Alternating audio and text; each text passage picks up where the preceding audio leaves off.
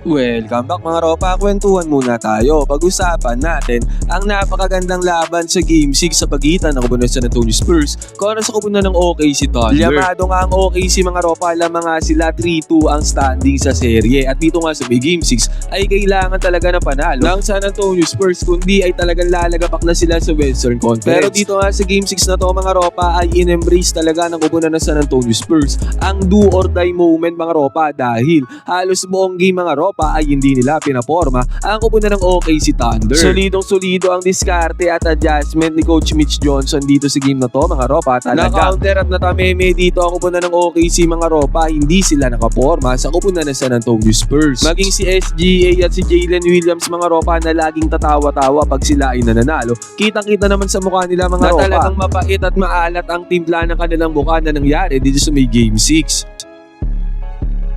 Ngayon mga ropa, dito nga sa video na to, iisa-isa na tihimay-himay natin ang nangyari sa Game 6. Ang adjustment na ginawa ulit ni Coach Mitch Johnson mga ropa para magkaroon ng do or die game sa may Game 7. Ito ang diskarte at adjustment na nagpanalo sa kupunan ng San Antonio Spurs mga ropa ngayon. Ito ang game analysis at breakdown. San Antonio Spurs versus kupunan ng OKC Thunder Game 6. Simulan na natin to.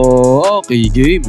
Ngayon mga ropa, dito na tayo magsimula sa may third quarter. 60-53 ang score dito. Kitang-kita nga natin. 7 puntos sa talos, di kitan pa nga ang laban dito dahil ang 7 puntos na yan ay mababa pa talagang kalamangan yan mga ropa para sa dalawang kupunan na to. At dito nga mga ropa, nagkaroon ng stop ang kupunan ng San Antonio Spurs. At kitang-kita natin ang bilis ni Devin Vassell mga ropa na nakapwesto kaagad dito sa may left wing 3-pointer. Walang nakadikit dito kay Devin Vassell sa may transition mga ropa, kaya kinapitalis niya ang pagkakataon. Pumukol kaagad ng 3-pointer mga ropa, pumasok naman yan.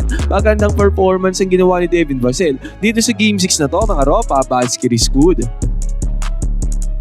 At eto naman mga ropa, ang nangyari dito, Jared McCain na napakagandang performance nga ang ginagawa sa series na to. Inatake at pinenetrate niya ang depensa ng San Antonio Spurs. Dalawang defender sa kanya natak mga ropa, kasama dyan si Wemby. At nagkaroon nga ng space dito si Hartenstein pagkabigay ng bola. Good closeout na binigay dyan ni Wemby mga ropa, pero sobrang unstoppable talaga ng left-handed one-handed shot na ginagawa ni Hartenstein. Panis na naman dito si Wemby mga ropa. At dito nga mga ropa, ito pakita ko kaagad sa inyo pag-atake dito ni Jared McCain. Kitang-kita natin yung block na ginawa dyan ni Wemby.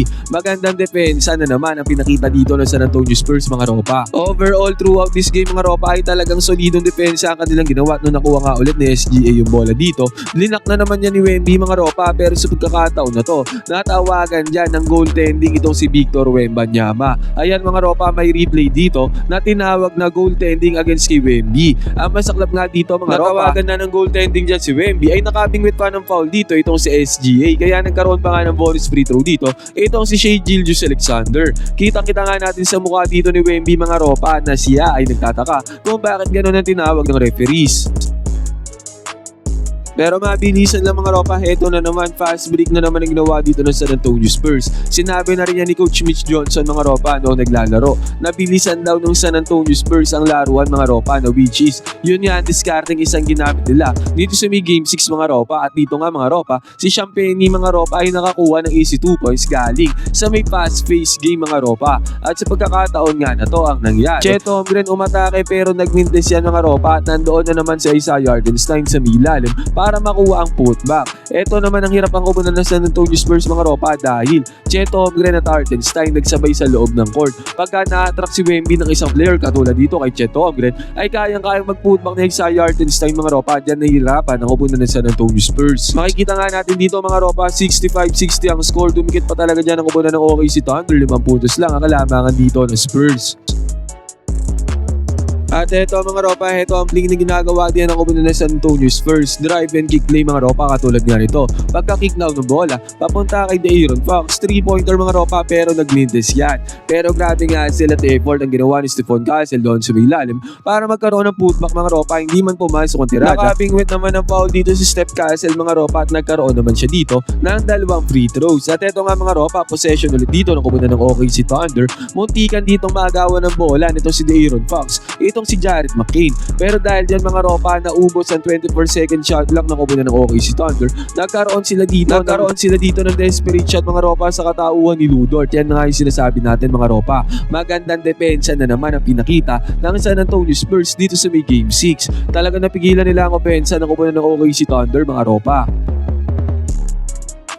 At eto na nga yung sinabi ko mga ropa, pagkatapos ng mintes. Fast-paced game nga nilaro dito na San Antonio Spurs mga ropa, mabilisan sa mid-transition. Meron kaagad silang shooter. Julian Champagny mga ropa, kitang-kita natin, nakikautan ng bola. Mabilisan trigger mga ropa, 3-pointer kaagad ay nagawa dito ng San Antonio Spurs. Naging sobrang effective ng diskarte na to para sa Spurs mga ropa, talagang hindi nakakaporma ang transition defense na kupunan ng OKC Thunder. At dahil nga dyan mga ropa, lumobo na sa 10 puntos biglaan ang kalamangan dito ng Spurs. At nagkaroon din sila ng stop dito mga ropa against kay Chet Holmgren. At dahil sa stop na yan mga ropa, nagkaroon ulit ng mabilisan lang another one fast break na naman. Stephon Castle mga ropa, ginamitan dito ng side step move. Parang Pinoy step to mga ropa itong ginamit ni Steph Castle. Pinanis niya na naman ang transition defense dito. Nakakupunan ng OKC Thunder. Basket is good. At eto nga ulit mga ropa, nagkaroon na naman ng another stop dito ang kupunan ng San Antonio Spurs. Good defense na naman nga mga ropa. At pagka-receive ng bola ni Jared McCain sa may ibabaw, nagkaroon siya ng mismatch dito mga ropa kay Jalen Williams. High play ang ginawa dito ni Dylan Harper mga ropa, inatake niya ang mismatch sa may perimeter mga ropa, hindi nakasabay dyan. Itong si Jalen Williams mga ropa, easy 2 points na nagawa dyan. Itong si Jared McCain. At eto nga mga ropa, another possession ang kupunan ng OKC Thunder. Nagsimula ang possession dito sa may ibabaw mga ropa kay Alex Caruso. Nag-drive dito si Alex Caruso mga ropa, sabay bigay niya ng bola kay Hartenstein. Hindi naman titira si Hartenstein dyan mga ropa, kaya binigyan niya ng hand of play dito itong si SGA. Ang nangyari dyan mga ropa, pagkalusot dito ni Hartenstein sa gitna, napakagandang kick out ng bola ang ginawa niya kay Alex Caruso. Pero nagkaroon ng good close out dito sa San Antonio Spurs mga ropa, kaya nagkaroon ng extra pass dito si Caruso papunta kay Cason Wallace. Tira na sana to para kay Cason Wallace mga ropa, pero hindi niya tinira. Umatake pa siya papunta doon sa midloob. Napakagandang depensa ang ginagawa dito ng San Antonio Spurs mga ropa hanggang sa pagkakataon na to. Nasundutan na ni Stephon Castle ng bola itong si SGA. Another stop na naman na nagawa dyan ang kupunan ng San Antonio Spurs mga ropa. Hindi naman nakaporma dyan ang opensa ng OKC Thunder. At sa pagkakataon nga na to mga ropa, nag-attempt ng fast break itong si Jalen Williams. At pag-attempt niya ng fast break mga ropa, kita-kita natin. Nag-meet sila ni Devin Vassell sa may area mga ropa. Napakagandang block ang ginawa dito ni Devin Vassell. Good defense na naman yan mga ropa. Ang tirada dito ni Jalen Williams mga ropa, pero nakuha ng OKC ang bola dyan. Bumalik ang bola sa kamay dito ni Jalen Williams. Nag-attempt siya ng 3-pointer mga ropa, pero mintes ang tirada dyan ni Jalen Williams. Nagkaroon na naman ng stop dyan ang kupunan ng San Antonio Spurs. At dahil sa stop niyan mga ropa, heto na naman, possession na naman nila. Stephon Castle na naman mga ropa, nag-penetrate sa mid-defense ng OKC Thunder. Side-stepping move na naman mga ropa ang ginawa dito ni Steph Castle. At nakapag-convert na naman ng 2 points dito si Steph Castle. Defense turned into offense na naman para sa kupunan ng San Antonio Spurs. Sa pagkakataon nga na to mga ropa, lumobo na sa 21 points ang tambakol ang kupunan ng OKC Thunder kalagitnaan ng third quarter. 85-64 na ang score mga ropa. At eto nga ulit, possession ulit ng kupunan ng OKC Thunder. Cason Wallace mga ropa nandito sa mibabaw. Sinubukan niya naman ang depensa dito ni Julian Champagny mga ropa, at kitang-kita nga natin na block dyan ni Julian Champagny ang atake na to ni Cason Wallace mga ropa. Nagkakaroon talaga ng mga defensive plays sa kupunan ng San Antonio Spurs. Hindi lang isang tao mga ropa, hindi lang si Wemby, nandyan nga si Devin Vassell. At eto nga si Julian Champagny mga ropa ay dumagdag pa sa magandang depensa na gumawa dito para sa kupunan ng San Antonio Spurs. Bumalik ang bola dito sa kami ni Alex Caruso mga ropa, pero nagmintes ang tirada dito ni Alex Caruso. At sa mid-transition mga ropa, si Dylan Harper ay sumubok umatake dito mga ropa. Napakagandang galawang ginawa dyan ni Dylan Harper, sayang nga lang hindi pumasok ang kanyang perimeter jumper.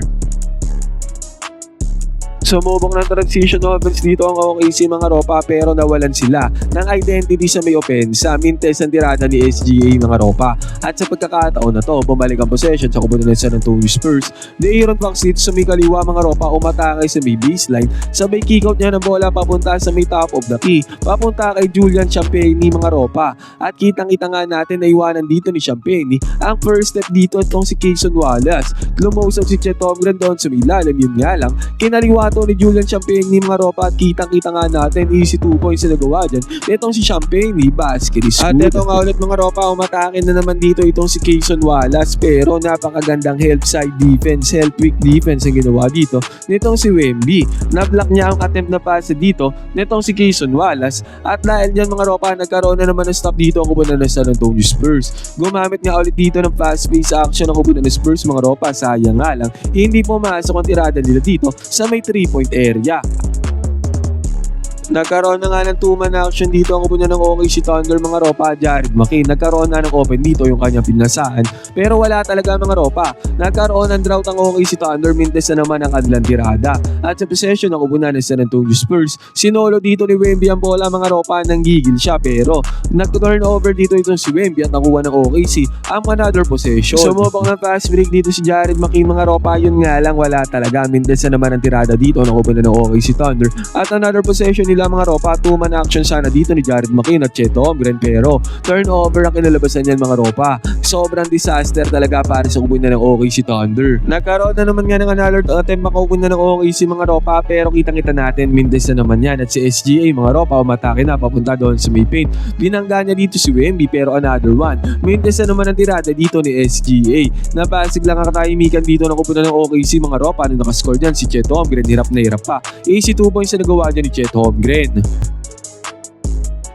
Pero yung third quarter mga ropa, nagtapos sa score na 92-66. Tumataginteng na 26 points. Ang tambako na kupunan ng OKC mga ropa pagpasok ng fourth quarter. Naging one-sided game nga mga ropa. Pagpasok ng fourth quarter, huling pagkakataon na kupunan ng OKC. Pero mahigpit pa rin na depensa ng San Antonio Spurs mga ropa pero nakajani naman ang 3-pointer niya dito. Itong si Jared McCain, basket is good. Pero ang masaklap dito para sa kupunan ng OKC mga ropa, nakakabawi na dyan ang kupunan ng San Antonio Spurs. Ang nangyari, nagkaroon naman ng 3-pointer dito ay si Harrison Barnes na nagkaroon ng kanyang first 3-pointer dito sa serye na to mga ropa. At sa pagkakataon na to, Jared McCain na naman tumirada, nakakuha siya ng 2 points dito mga ropa, nagkakaroon ng momentum ang kupunan ng OKC. Napatime out kaagad yan si Coach Mitch Johnson pero kitang-kita natin, malaking puntos pa rin nga ang kalamangan dyan ng kupunan ng San Antonio Spurs. Ang maganda nga dito mga ropa, nagkaroon ulit ng stop dito ang kupunan ng San Antonio mga ropa at sa stop na yan, Stephon Castle mga ropa nagmando ng bola. Napakagandang alley play ang ginawa niya papunta kay Wemby. At eto nga mga ropa, Dylan Harper nagmando din ng bola. Kick out niya ng bola papunta kay Harrison Barnes. 3-pointer na naman ang nagawa dito ni Harrison Barnes. Pangalawang 3-pointer niya dito sa game na to mga ropa at sa serye na to. Nasa na naman ng San Antonio Spurs ang offense dito ng kupunan ng OKC mga ropa. Another turnover na naman ang kanilang ginawa. At Dylan Harper mga ropa, napakaganda pagmamando ng bola. Alley play niya papunta kay Luke Cornet mga ropa, nagkaroon dito ng easy 2 points. At sa pagkakataon na to mga ropa, nakachani ng kanilang 3-pointer ang kupunan ng OKC Thunder mga ropa. After ng 3-pointer na yan ay nagkaroon pa ng fast break points dito. Itong si Jalen Williams. Sumagot naman ang kanyang strong attack dito si Steph Castle mga ropa. Acrobatic move ang ginawa niya ni Steph Castle pero na-finish pa rin niya mga ropa para sa easy 2 points.